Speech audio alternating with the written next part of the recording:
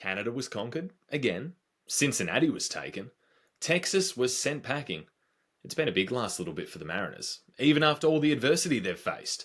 We're going to unpack a little bit of this great run the boys are on, as well as take a look at some of the minor leagues. Plus, we're going to chat with yet another Mariners prospect, and we'll touch base with Ike as well after his recent trip to Cincinnati to watch the Mariners. Let's go.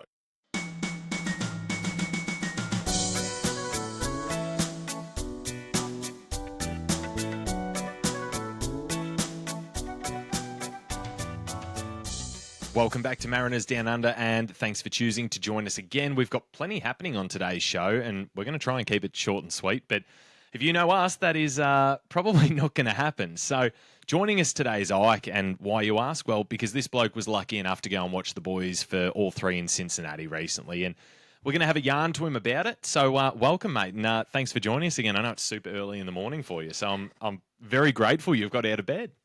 Oh, glad to be here. So the boys had destroyed both the Texas teams, and then they came to you in Cincinnati. What was your confidence level heading into that? We're on a hot streak, but you know how great American Ballpark can be. It's a hitter's paradise, and luckily the boys came swinging bats. So the game one was a bit of a tough one. So we lost 8-4, and then the next two games they swung our way. Without going into your positive points, because we'll get to those a little bit later. What were some of the good things that you did see from the lads during those last two games? The bullpen is holding up, even though we keep having to go to them earlier than I think Mariners fans would like to see. Our starters aren't really making it their full 6-7s, but they're still throwing good stuff. They're just getting fouled off a ton at the plate, and the pitch count starts getting up and up. And you just don't want to blow the arm out before summer's even started. And the weather, mate. Not going to lie, on the TV, look shithouse. Was it as bad as it looked over there? Yeah, it was rough. We had multiple layers on.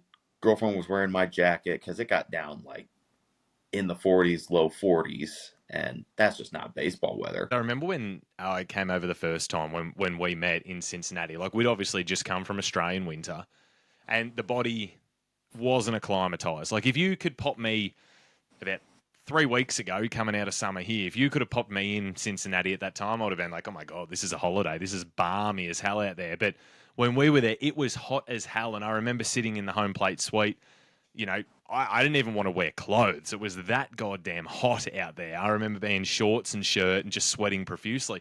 And I'm watching the game, and there's people in hoodies and hoods on their head, and I couldn't believe it. It just looked ordinary. So if you can, stick with us. We'll get to our 3 positive points for the week. And maybe you might be making yours also about the Red series that you just saw. But before we get to that, a quick reminder of what has gone down recently. The boys took another series, this one in Toronto. So again, like Cincinnati, they fell in game 1, but then secured an 8-4 and 8-3 win in the final 2 games.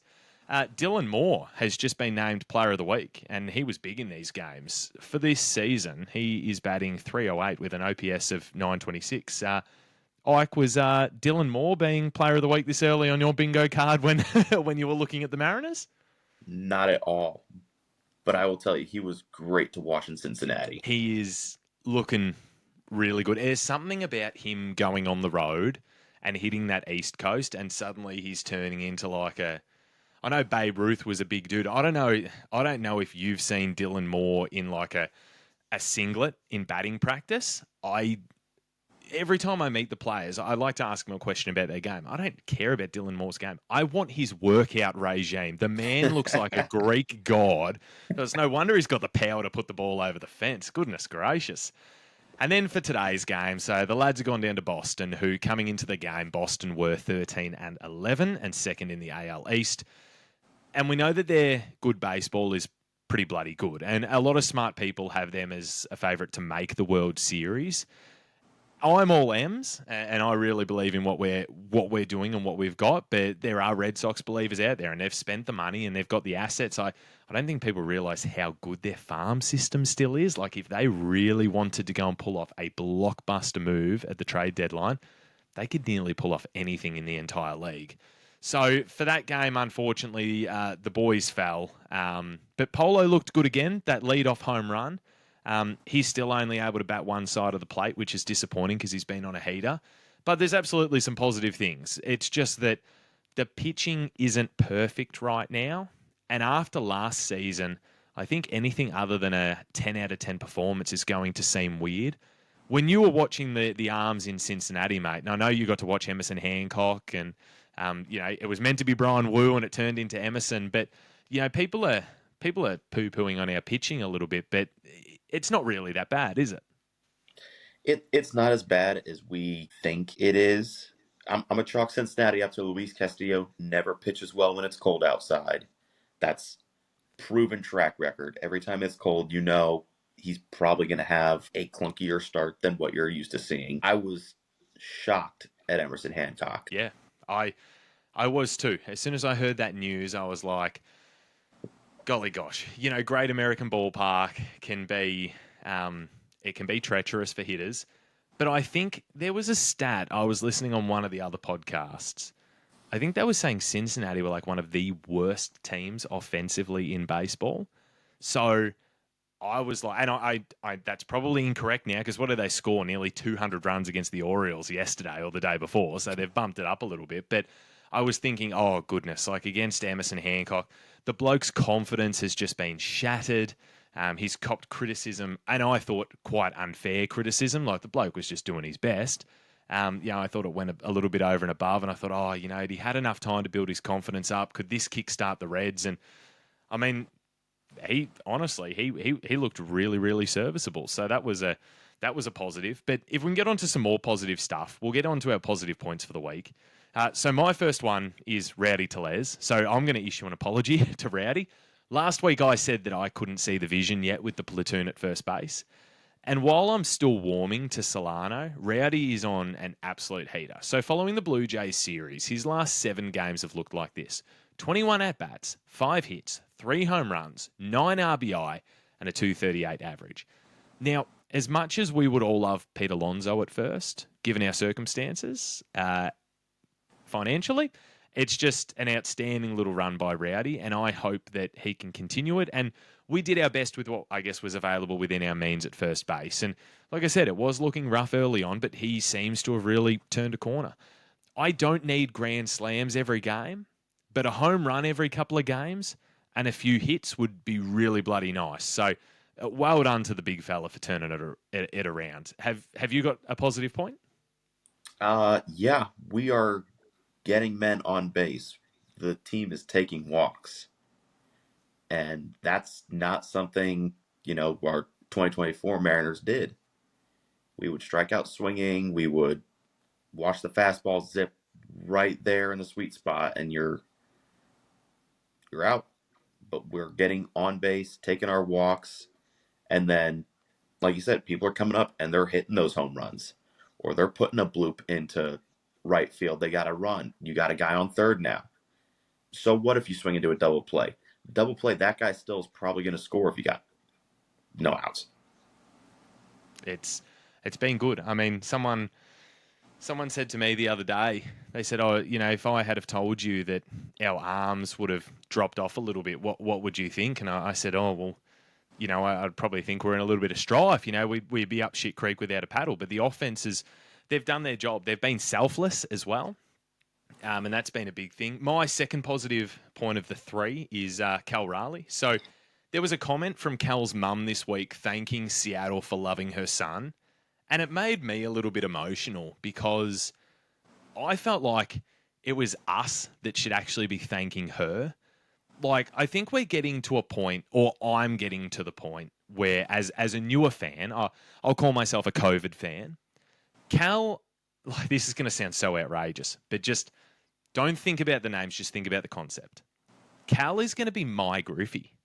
Like, the results, the aura, the personality, and the longevity in Seattle, that's going to be the Griffey for this generation. And I know we're talking about one of the greatest players of all time and a guy who is a platinum glove catcher. But when you think about what that player means to a fan base during a period of time, Cal is He's not going to be that guy.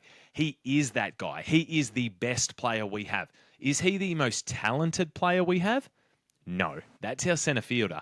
But right now, Cal is the best player that we have. He is such an awesome bloke. He's such an awesome player. He's Mr. Reliable. So how can he not be on my 3 positive points for the week, especially after what he did in Toronto? Again, it's not Trump who Canada should be mad at. It's Cal Raleigh. He's single-handedly destroying that country. So 20 hits this season, 51 total bases, 4 doubles, 9 homers, 15 RBI, and 12 walks. Cal just carries the load. He shows up, he shows out, and honestly, I hope that we never stop appreciating him. So Cal's mum, no, thank you. That's my second one. What else have you got, mate? The aggressive base running. We're seeing more steals and moving men into scoring position. Those bloop singles, it moves the guy from second to third. The ball is moving people, which is something we haven't seen a lot of. And that's given us these games where we're scoring 8, 9 runs, and it's exciting to watch. Watching that number tick up as a Mariners fan is exciting to watch. It was a little bit worrying a few weeks ago, though. Like, you know, Vic and Rhino, 2 of our quicker guys, 2 of our guys that are very dangerous on, when it comes to stealing bases, and they're both gone. Let's just call a spade a spade. They're gone for the season. That's just how you need to look at it when you're putting this roster together and looking at it moving forward. And it seems like, today I only had the radio on today. I listened to 7 innings today because I was at work. Because I told you, I never miss a Bryce day. I've got to at least have it in the ears. But, they're sending Mastroboni to steal. Just because we've lost 2 of our speedsters, they sort of haven't really changed their thought process. So I'm with you. It's been awesome to see. And my last one is Ben Williamson. So the early word was that his bat wasn't ready. It was on podcasts, it was in articles, it was in general talk. Elite glove, lacking bat. That was Ben Williamson. And boy, everyone's been pretty wrong so far. So Ben Williamson has been a breath of fresh air for the team. And it's such a feel-good story following all the injury heartbreak that we've had to endure. So following the Blue Jays series, the bloke had played in 6 games. He'd clocked 23 at-bats.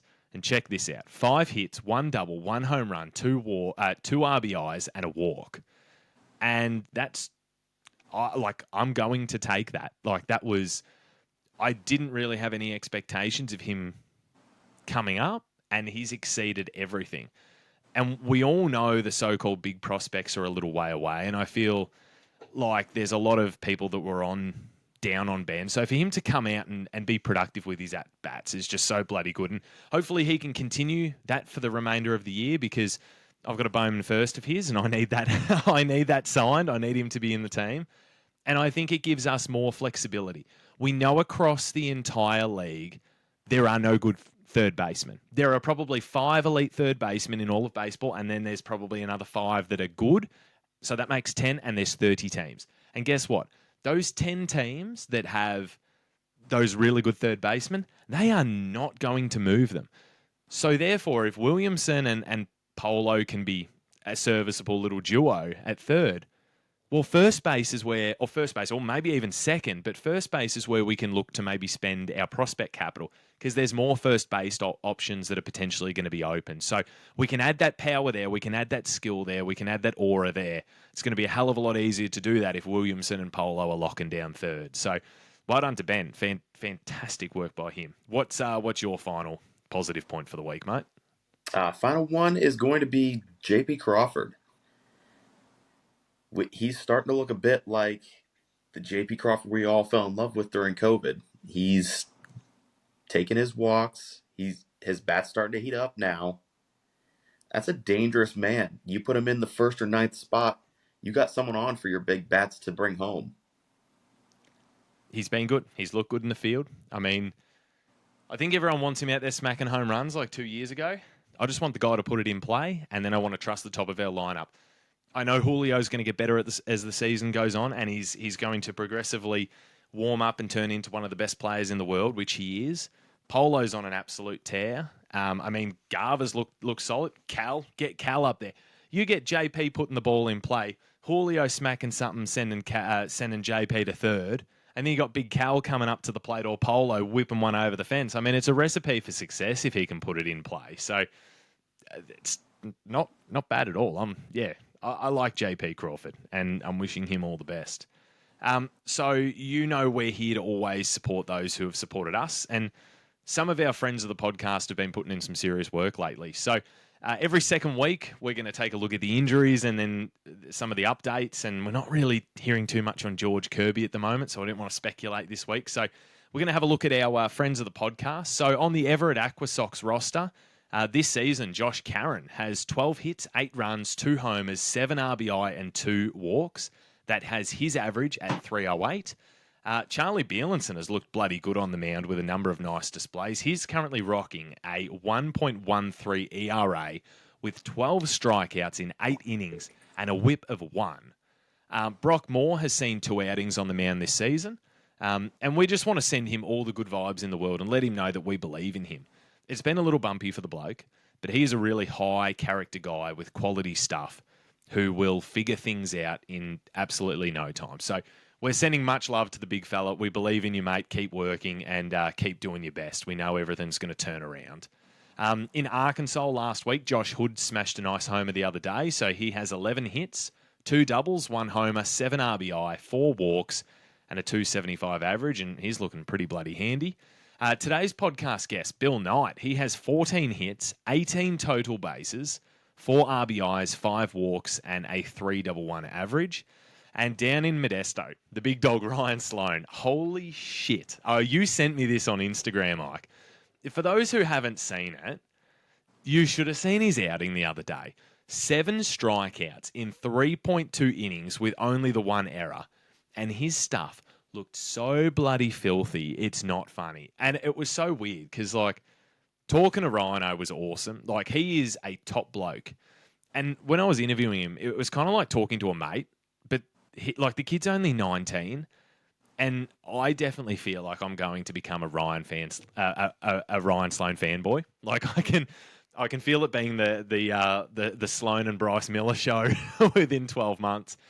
So I've got to be chill because the kid's going to be really freaking good. So I'm pumped to see him grow. And Ryan, if you're listening, you still need to send me your address so I can get you merchandise and Tim Tams to you. Otherwise, I'm just going to send it to the clubhouse because we've got to get that for you. But I mean, some of those prospects, mate, and then you throw in the likes of Colt Emerson, Laz Montes is just, at this point, just hitting for shits and giggles in Everett. Like, he'll be up in Arkansas in a couple of weeks. But I mean, have you kept an eye on any of the prospects? Because there's some pretty exciting guys down there.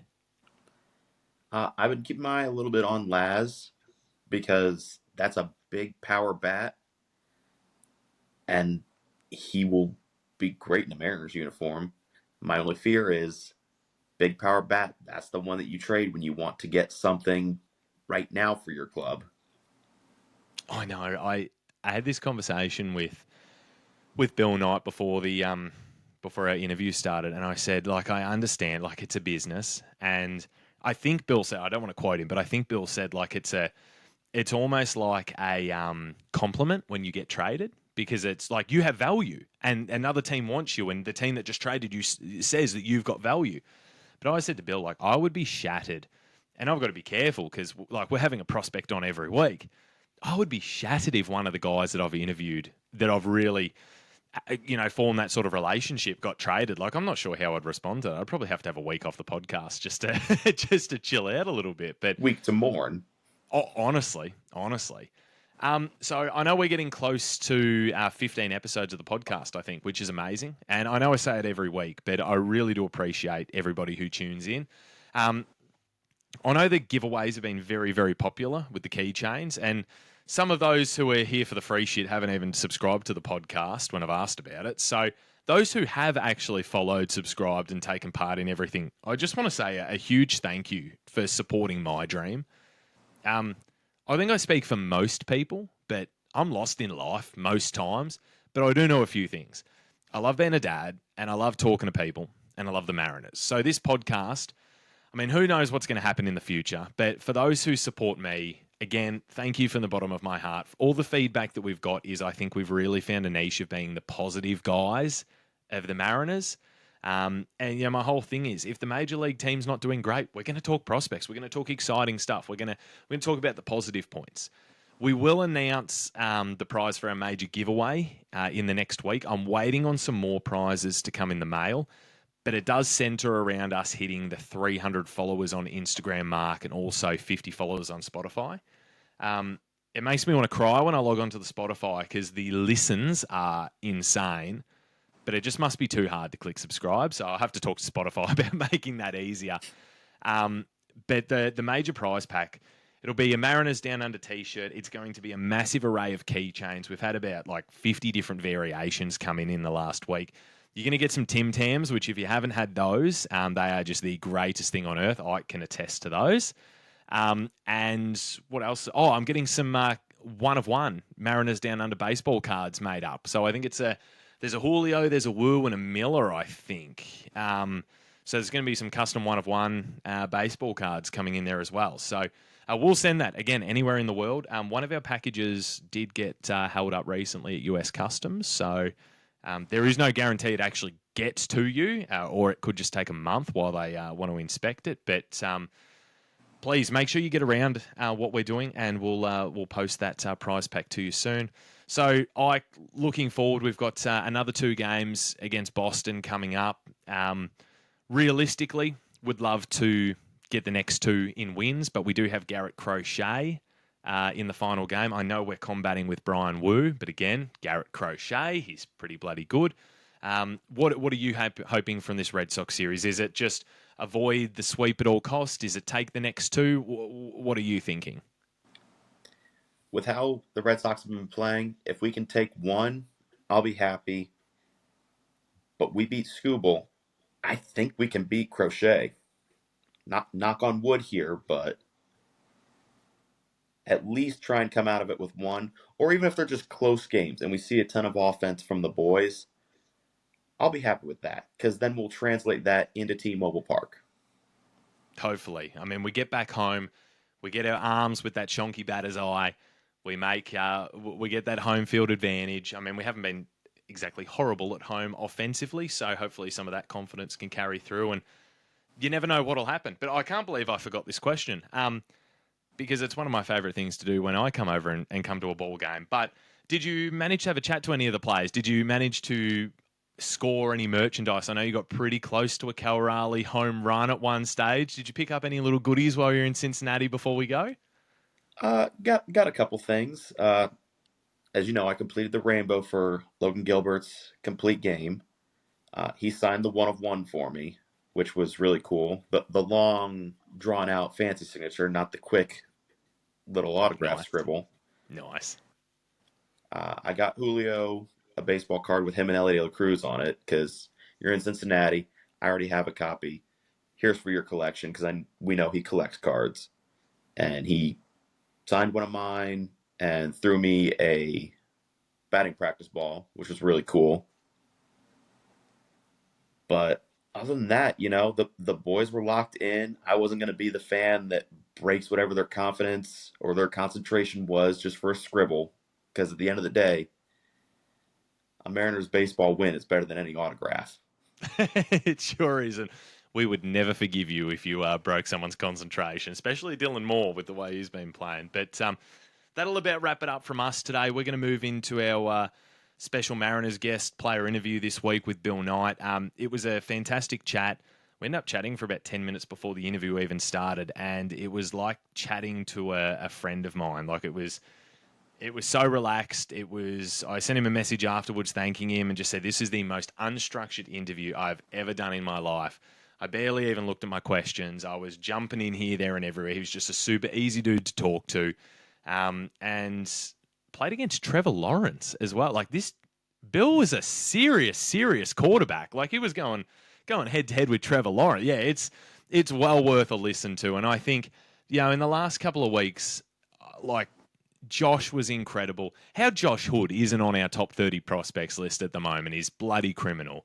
And the way Bill's been hitting as well has been insane. Like, I just hope people through this podcast can realise that we are so damn deep when it comes to talent. We have guys that would be top 15, top 20 prospects in other organizations that aren't even making our top 30. We have talent everywhere. So make sure you stick around, listen to Bill, and of course, don't forget to share the love. We'll have that major giveaway coming soon.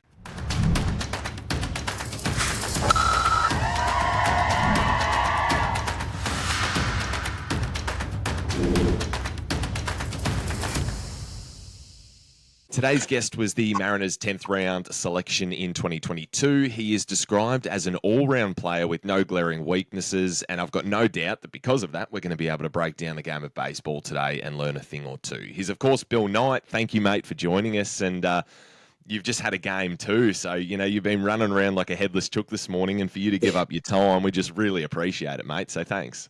Hey, thank you so much. I appreciate this opportunity to talk with y'all. So when we take a look at your game, I mentioned it in the opener, there's no real glaring weak spot in your skill set. So to me, as just a general fan of all sports, that to me screams fundamentals. So can you take me back to when you first found the game? How old were you, and then when did you actually start to play organised baseball? Well, I mean, I was little, so probably around 4 or 5, but my dad, he played college golf at Georgia Southern. I was always around a golf course, never really went to a baseball field, just raw talent, could hit, good hand-eye coordination, and I just grew up playing golf, and every once in a while we'd go to the field and all, and then I got probably 7 or 8 years old, and then we started playing travel ball, rec ball, stuff like that. But I mean, basically just started probably around 5 years old, picked up a bat and just kept it going from there. So, I mean, I love it, and this is what I want to do. So I guess there's a lot of players that play baseball. And there was a stat that I saw once of the players that play high school that then shrinks down to college, that then shrinks down to the pros. And it is a massive decrease. So it doesn't matter where you get drafted. It doesn't matter how long you've been in the system. You're obviously one of the elite players, within the country. So that means that there must have been a point in your childhood or in your young adolescence when you realised that you weren't just another number and that you had some serious talent. Was there a tournament, a high school year? Was there some point where you went, oh shit, I'm actually pretty handy at this? Well, I grew up in a small town. Where I'm from, 44 people live in this town. You can look it up right now, Google, Perkins, Georgia. Grew up, 44 people. Came out of a small town. Nobody plays baseball. We had one big leaguer. So the high school I went to was Waynesboro. It's in Waynesboro. It's Burke County High School. And we had one big leaguer, Jonathan Broxton. So he was a closer, closed 2 All-Star games, played 10 to 12 years in the big leagues, and he was the only one. But me growing up, I played every sport. We had a little neighborhood, and I would go to my granny's house or my nanny's house, and we had a couple guys, but I always was the youngest one. And we would every if it was baseball season, football season, basketball season, we were playing that sport, and we did it every day.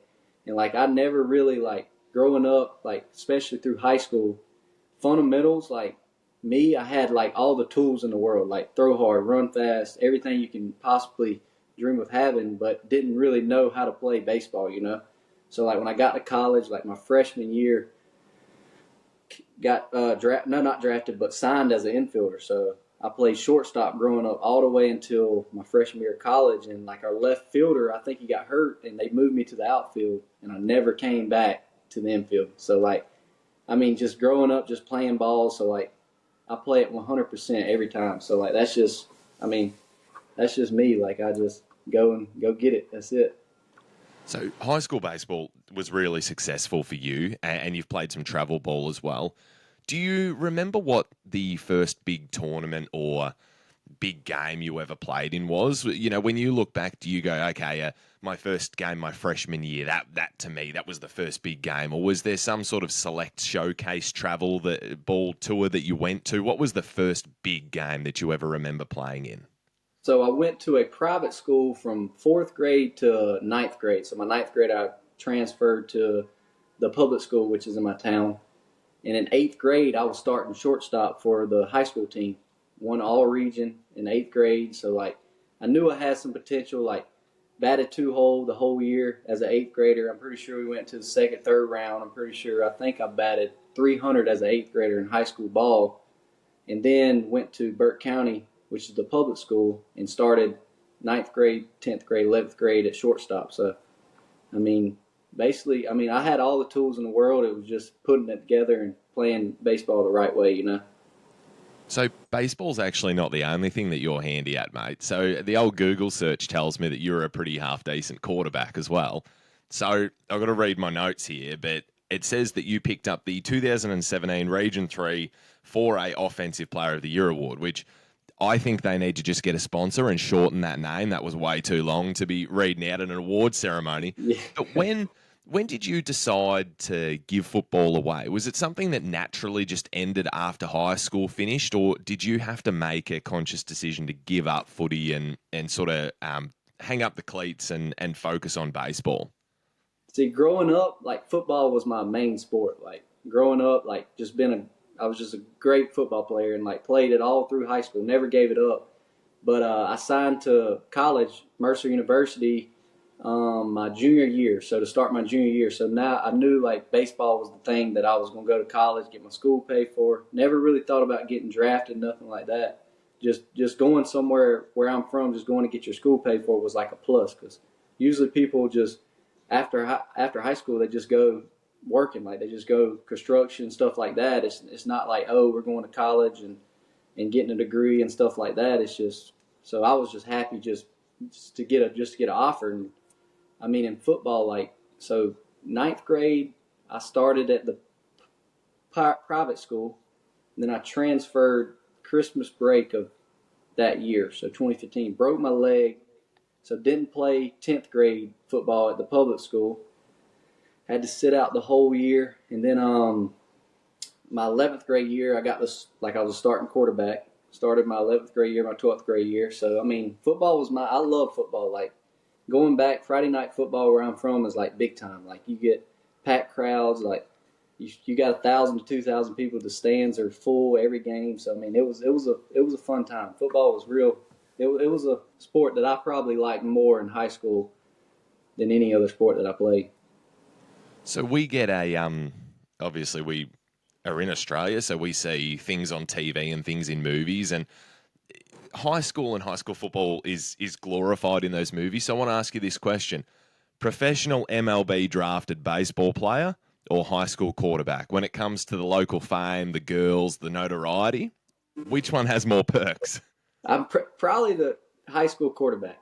Just being especially like at the school that I went to, because like it was football. Like, we've been good at football for probably, I want to say 20 to 30 years, and like just playing at that school, like especially being from Burke County, knowing like you're the starting quarterback, it's like, oh my gosh, like everybody talks about you and stuff like that. Just being even if you're a starting lineman or a starting tight end, cornerback, it doesn't matter. Like if you start at Burke County, you're a good player coming out of the Burke County. So it was fun. My junior year, we played Trevor Lawrence in the second round, and yeah, he beat us 35-7. He put it on us. And then like my senior year, they're in the same region, or no, they're in the same classification, 4A, and they get put out the first round. So he loses his. I'm pretty sure he was undefeated in all years in regular season, but he loses in the second round, I'm pretty sure. So we were number 2 in the state at the time. So I was like, we're going to win this. We're going to win this. We're going to win this.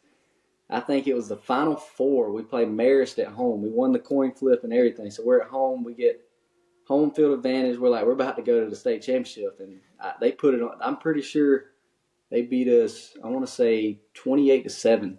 And like we should have won that game, but that was the last game I ever played. And I remember it every day. So it was fun. I didn't have this written down because I didn't know that you'd sort of played Trevor Lawrence. But when we talk about professional athletes, I don't think it matters if we talk baseball, basketball, NFL, whatever. When you have a player that, ends up being the number 1 draft pick and is, going to make $500 million over the course of their career, like, did you look at him and you were just like, oh man, you're such a step above everyone else? Or was it kind of close? Well, at the time we were playing, it was like, yeah, we're playing Trevor Lawrence. Didn't want to think about that, but like, yeah, like you could you could see him while he played. I'm pretty sure he had 300 passing yards in the first half, and it was like, dude, this guy's different. Like he's one of the best quarterbacks I've seen eye to eye. Like just with everything. Like he had some good players, but he made the players look even better. So like he was just that good. So speaking of people that are good at sport, you sort of touched on it before, but your old man, pretty good at golf by the sounds of things. He's really good. And you, from what I've been able to read, handy enough out there with the clubs as well. So I want an honest answer from you. If we let you blokes go out for a quick 9, who's winning? He smoked me. Like he's a scratch golfer, and like he's like he gets mad and stuff. Like that's the only thing. Like in his career, like he came out of Georgia, and I'm pretty sure he was like a top 10 golfer, and then goes to Georgia Southern, which is really good. And I'm pretty sure he didn't have but like one top 20. So like mental got him big, and like that's what I feel like he's helped me a lot mentally, like getting ready for whatever I have to do. Just think you're the best, and like it doesn't matter. Like you just play 100% every time, and whatever happens. You have another day tomorrow. It isn't like you know what I'm saying? It isn't like it's your last day playing this sport. You just keep going and playing 100% every second and see what happens. And like he helped me a lot on the mental side of baseball. So have all sports come naturally for you, or has there been something that you've tried and you've gone, yeah, I suck at this one? I don't know. I'm not really cocky at all, but like all my friends back home, I'm pretty sure we went bowling when I was a 10th grader, and my buddy, like he's bowled a lot, and like I've never bowled at all, and I went up in there and like I was really good at it, and he was like, dude, how are you good at everything you do? And I'm like, I don't know. I don't know. I'm not a real cocky guy. I'm real humble, but yeah, I've been pretty good at everything I do. Pickleball, tennis, like anything to do with your hands and hand-eye coordination, I'm pretty good at. There's nothing wrong with being factual, mate. If that factual information makes you look good, then that doesn't matter. It's all facts. So we did sort of, it did come up a little bit earlier, but you'd played shortstop in high school, and then from your freshman year, you sort of start to play all over the place, and now you've ended up in the outfield. And you said that there was an injury that took place, and you've ended up out there. But what was that conversation like when it happened, when they said, hey, you're going to play in the outfield? And then was there any conversation of like, hey, mate, you're not coming back to the infield, you're an outfielder now? And how did that feel for you, given that, shortstop was kind of yours? Well, as a freshman, like I'd do anything just to get on the field, and like they put me in the outfield, and like I kind of liked it because like I could focus on hitting more. I didn't have to focus on like fielding a ground ball, like bunt plays, nothing like that. I just focused on catching the ball, getting it to the shortstop or second baseman, and hitting basically. So like I would mess around like with the coach and be like, when can I come back to the dirt? And he'd be like, nah, you're in the outfield now. And I'd be like, okay. But it didn't really bother me that bad. I like outfield a lot. So the 2022 draft, you've got your name in the hat, but you've also got a transfer to Mississippi State lined up. So when your name was called by the Mariners, were you 100% going pro, or did you have to weigh things up? Well, I basically did that just to like help my draft stock out. But like going to Mississippi State, especially like it's everybody's dream. You know what I'm saying? Like just to play baseball at Mississippi State, you play in front of 13,000 every day, and like I remember like I was going on my visit to Mississippi State, and Ole Miss at the time was recruiting me also. So I'm on my flight, right?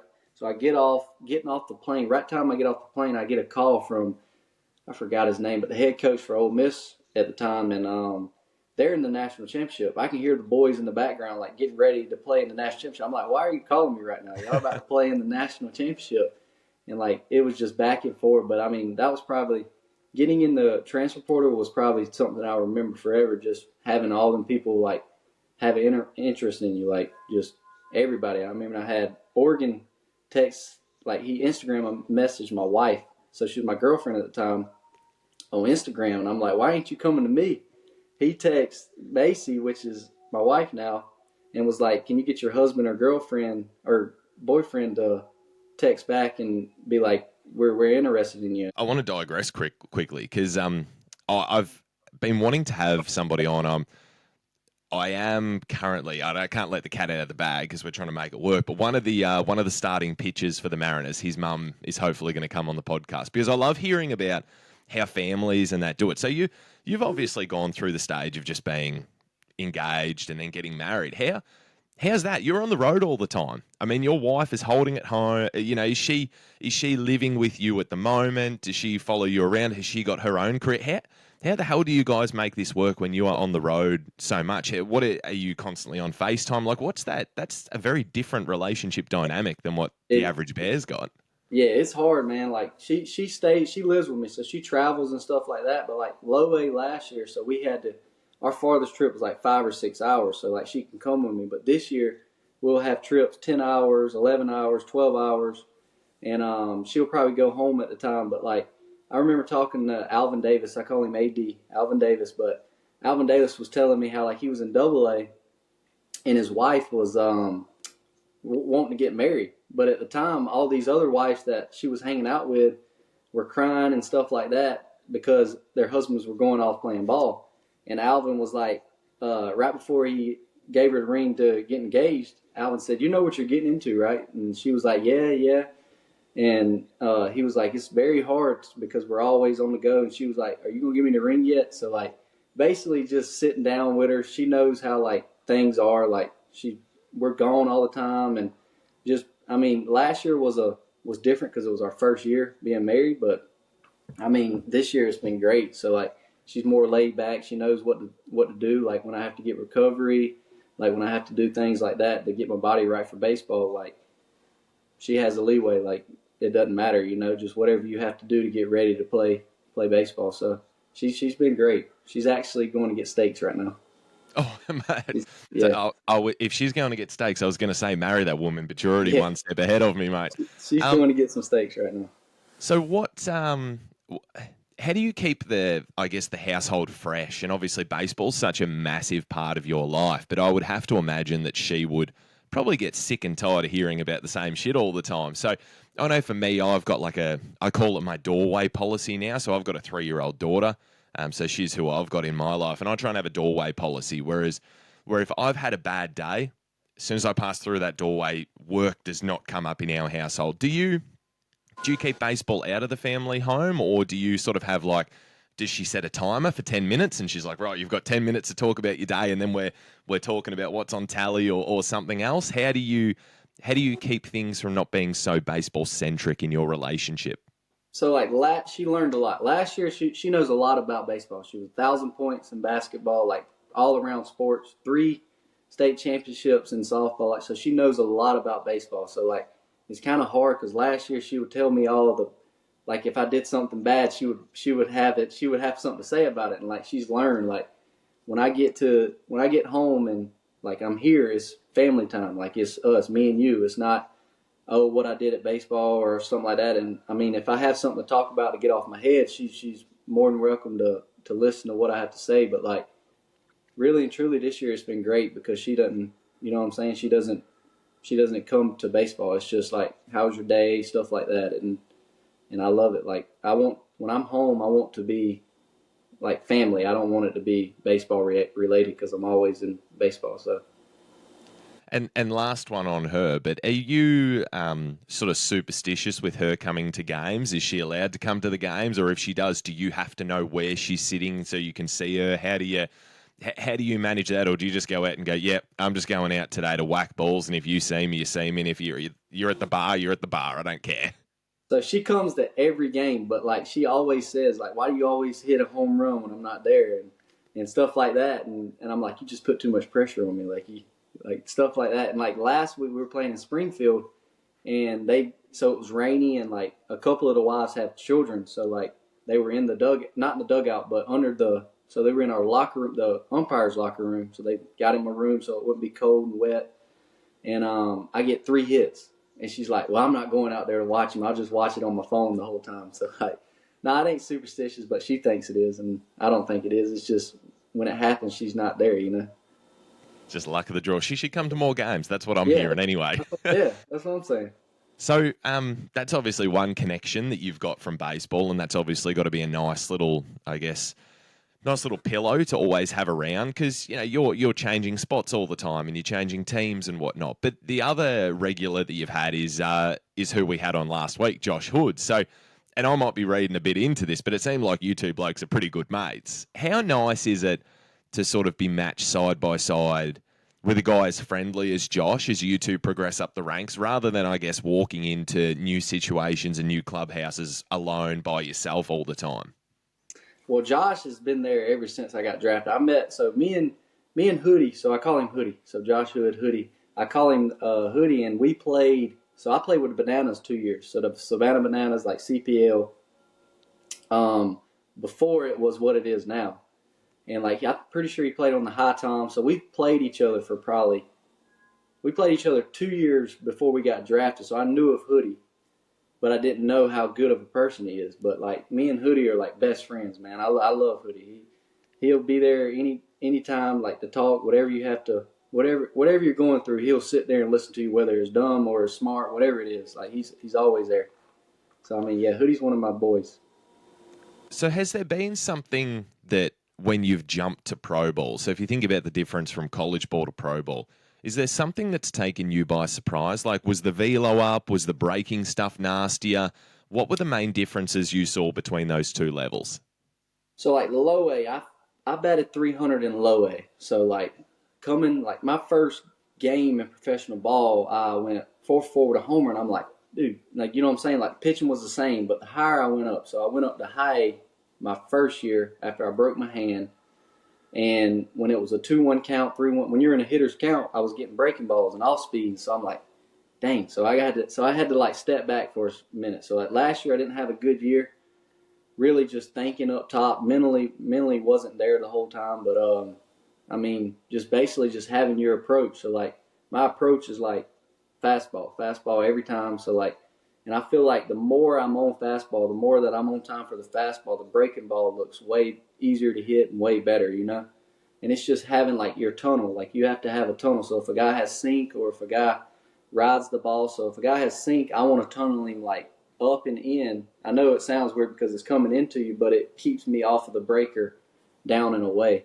And then if a guy has like ride fastball, you just push him up just to keep you off of the breakers. I mean, just basically finding my approach, whatever my approach is, and living and dying by it. Like, doesn't matter every day. Like, every day's the same. Like, fastball, and stuff like that. It just helped me out, like, in the long run because I can see the breaker well. So you've now experienced a few stops. You've had rookie ball, you've been in Modesto, you've been in Everett, now you're down in Arkansas. Has there been a home ballpark that you have found easier or best to hit in when it comes to those stops? So like last year in Everett was kind of difficult for me because of lefties. Like there was a white board where the lefties pitched, you couldn't see nothing. Then like if you had a tall righty, there was no batter's eye, and there was like it's just a tall wall, and behind that is just mountains, and it usually has snow on it. So you're seeing like a white ball with a white background, which was hard. And I mean, basically, like I like hitting in Spokane. I like hitting in Tri-City, and I mean, I like hitting in Arkansas. And last week, I won Player of the Week, but I liked hitting in Springfield. First time hitting in Springfield, but I mean, yeah, I mean, the batter's eye is what tells you what you can and can't do, just because of seeing spin and like seeing stuff like that. So you were assigned to the Travs at the end of the 23 season, and then you started 24 back in Everett. So us Aussies, most of us know very little about how the minor league works. I think I actually might be the only Australian in our whole country that's ever been to a minor league game, because obviously if we're coming from halfway around the world, we want to go and see the big dogs. Yeah. So we don't really have knowledge of how that works. So what was that conversation like? Why did you start back with the Frogs in 24 when you'd already sort of been bumped up? So like it's a business, man. Like that's why I don't like to play GM. I just like to play ball. You know, just take every day the same, and like whatever happens, happens. And so my first year, I got moved to Arkansas. I only played in one game, so I was basically there just for like if somebody got injured, and basically like if we were in a tie ball game or down by one, they would put me in because I'm fast and stuff like that. And then I mean I kind of so like it messed me up mentally because like I was like, dang, I went to Arkansas, but now I'm back down to Everett. And then when I got to Everett, I was trying too hard. Like I feel like when a ball player or a baseball player tries too hard, they're not going to be at their best, you know, because their body doesn't move freely. they're trying to do too much stuff, trying to do stuff that they can't do, and instead of just playing their game and being their self. So I mean, it kind of messed me up, but and I'm not blaming it on that because I did have a bad year last year, or not a good year, and I think I just put too much pressure on myself trying to get back to where I was because I knew the people ahead of me, I could play there with them too. You know what I'm saying? Yeah. I mean, it kind of messed me up a little bit, but now I'm in Arkansas and I'm ready to go now. So I'm back So myself.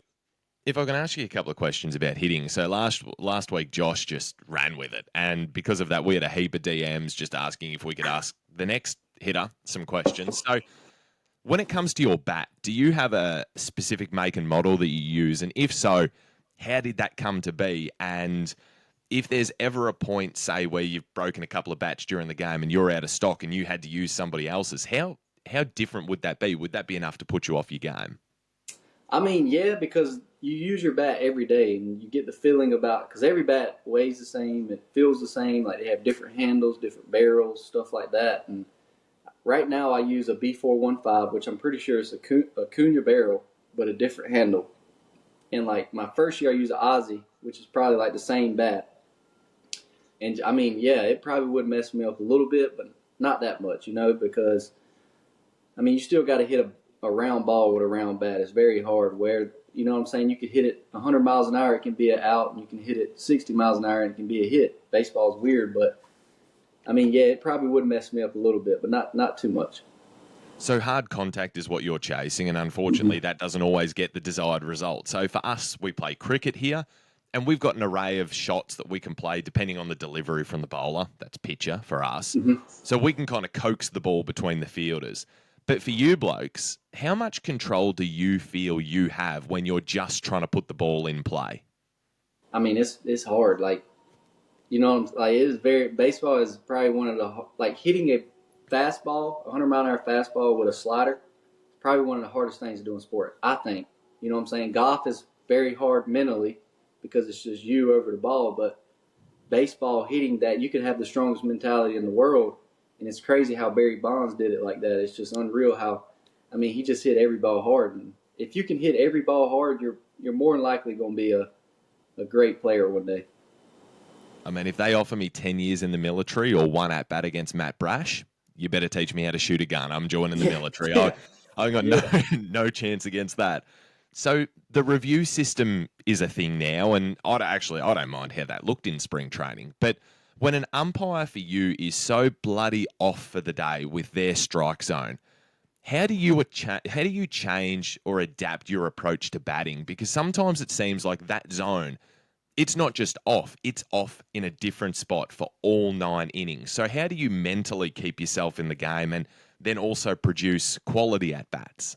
See, we have this 16 for 16. The Mariners do like the rake. It's called rake score, 16 for 16. So like, if an umpire is bad or you're hitting hard balls and they're getting out, like this thing rewards you for things you're doing bad or for things you can't control. So like it takes off. So like we do stars. So like 5 stars, a homer anywhere in any park, it should be a homer. So 100 miles an hour or 105 at a launch angle or stuff like that. So that's why I like playing with the Mariners, just because of like they have that. And like my first year and stuff, I really didn't like it because I wasn't bought into it. Like, you know what I'm saying? Like I wasn't getting hits. So I was based off of like results, and like baseball, you can't be results because of like it just mess you up. You'll chase something that you weren't supposed to hit or stuff like that. So like just that 16 for 16, like you get the results back after the game, knowing like, oh, if the umpire called a ball off the zone and you thought it was a ball, anybody called it a strike, you're still rewarded for it because of it. You can't control that, So like just sticking with your approach every at bat and just you know what I'm saying, like just being yourself every at bat. It doesn't matter if the umpire messed you up. It doesn't matter if you hit the ball hard and he called it, or you hit it soft or stuff like that. You still get rewarded for things that you can't control. So. Now, when we look at your career realistically, and not everyone is going to be Justin Verlander and going to be still throwing. I think he threw 97.4 this week at 42 years old. So I'm guessing he wasn't moving very well the next day. And obviously not everyone's going to be Juan Soto and get $800 million. when we look at your career and your belief, what would a successful career be for Bill Knight when you're 70 and sitting back on your front porch? It doesn't have to be those great things we just spoke about. It could just be something that you're just happy with what you did. What does individual success in your career look like for you? Man, I'm a big believer on the Lord has a plan. You know, whether it's baseball, whether it's a job, whether it's anything. Like, you go day by day and just know that He has a plan for you, whether it's bad or good. Just follow His footsteps and stuff like that. And just, I mean, where I come from is like nobody plays baseball, so I've already won in my head. You know, like just coming from a small town like that, like I've already won. And now it's just up to me whether if I'm gonna put the work in, whether if my mental's right and stuff like that, to where I want to make it. But I mean, yeah, I want to make it to the big leagues. I want to stay in the big leagues. I just don't want to play in the big leagues and then be one of those guys that just go away. I want to stay. So like being a good teammate every day. Like I don't try to be a good teammate. I want to be a good teammate, you know. And every day I come to the park and be the same person. Never like if I'm in a slump or if I'm hitting bad or if I had something going on off of baseball, I still want to be the same person to all my teammates and stuff like that. It's just being a good guy and just knowing that the Lord has a plan for you, whether it's bad or good. So it doesn't matter like where I go at the end of the day, I've already won like where I came from, you know. Now, we like to finish up with the same two questions for every guest that we have on. The first one of these questions is, you're having a dinner party and you can invite 4 people. 2 need to be current Mariners players and 2 can be anybody that you want, dead or alive. And keeping in mind, you didn't get a gig to someone else's dinner. So who are you bringing to the table? I mean, I'm probably going to go with Hunter Fitzgerald. He's one of my good friends. Like, he's a great guy, good teammate. And, dang, this is a hard one. Probably go with, I don't know, everybody's good. I would say probably Hoodie, Josh Hood. Yeah, he's one of my boys. And then my next 2 would be my uncle. He passed away probably when I was 18, so 2019 he passed away. His name is Paul Harrington. And then probably my mom and dad or my wife, all of them. That's a solid question. We had a guy that answered. We had a guest on. I won't say who it was, and we had to re-record the bit because he realised when we'd finished he'd forgotten to invite his girlfriend. So oh yeah, he probably got in trouble. Can't get in trouble, mate. So that was a good answer. You were taking on all fronts. But yeah, Josh can pay the bill. I mean, that's a bit of a stitch up if you're inviting him and he's not inviting you. Goodness me. That's probably why he told me to come talk to you. He was thinking of my name, but he was like, dang, I should have put him in there, but I didn't. And finally, I showed you the Tim Tams, the little chalky biscuits before, mate, but we've got these shirts made up too with the kangaroo, with the bat, the Mariners jersey. We just are so appreciative of your time. Like, we are, like, the reality is we're just nobodies from Australia trying to talk Mariners, and we've been so lucky to have you guys give up your time. So we're going to send you a parcel. If your wife has anything that she's ever wanted to try from Australia food-wise, send it through. We'll get it from the supermarket, mate. We'll pop it in a box for you.